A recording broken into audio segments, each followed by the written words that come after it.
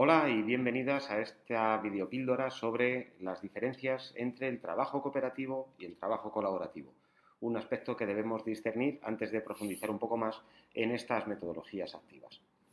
¿Cómo se define el aprendizaje cooperativo? Bueno, lo primero que tenemos que tener presente es que tanto el cooperativo como el colaborativo están relacionados y en muchas ocasiones se utilizan como sinónimos en la bibliografía científica. El aprendizaje cooperativo se define, o lo definieron Johnson y Houellebecq a finales de los años 90, como la utilización didáctica de grupos reducidos en los que los estudiantes van a trabajar juntos para obtener el máximo provecho a sus aprendizajes y a los aprendizajes de los demás. Esta definición nos deja aproximarnos ya a tres elementos clave dentro del aprendizaje cooperativo.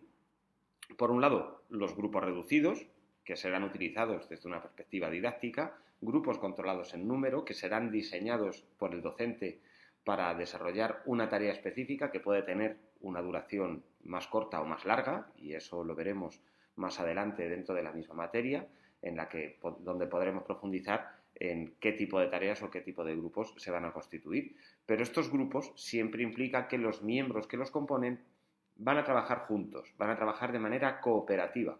No van a trabajar simultáneamente, sino que van a trabajar juntos, en una tarea común, en el que cada uno desempeñará un rol específico y en el que todos podrán aportar, desde un principio de equidad, todo cuanto tengan que aportar. El objetivo, maximizar sus aprendizajes, pero sus aprendizajes individuales y sus aprendizajes grupales. En estos trabajos en grupo, en estos grupos reducidos, cada uno de los miembros adquieren un compromiso con su aprendizaje y con el aprendizaje de los demás y son conscientes de que todo lo que realizan repercute directamente en el crecimiento académico y en el desarrollo de aprendizajes del resto de miembros del grupo. Como decíamos antes, el cooperativo y el colaborativo son dos conceptos que están muy relacionados entre sí, que en ocasiones se utilizan como sinónimos y que algunos autores incluso determinan que el aprendizaje colaborativo, o el trabajo colaborativo, es un subtipo del trabajo cooperativo. Evidentemente, en ambos casos se produce una formación de grupos, más o menos estructurada.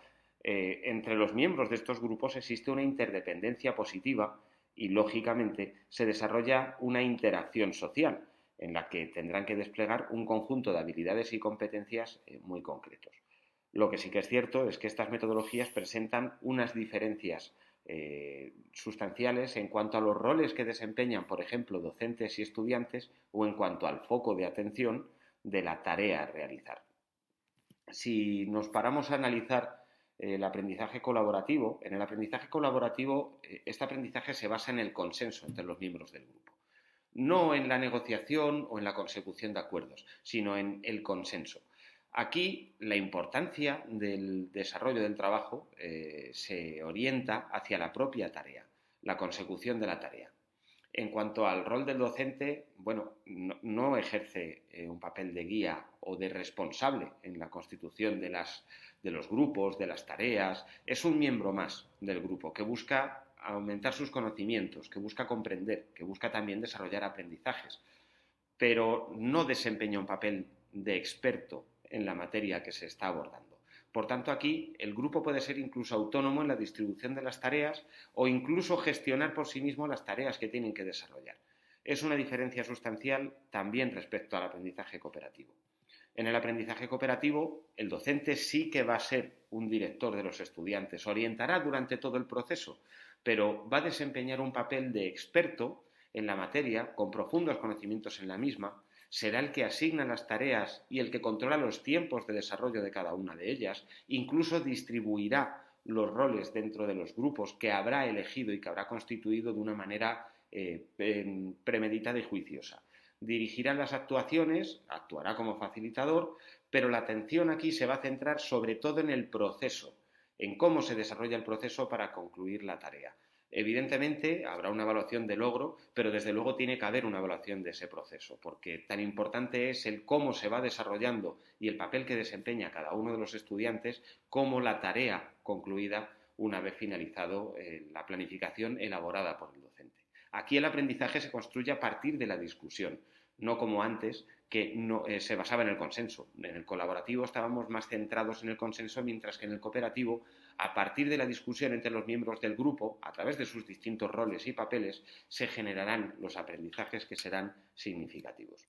Por tanto, en el aprendizaje cooperativo, el docente va a mantener ese rol de experto en la materia.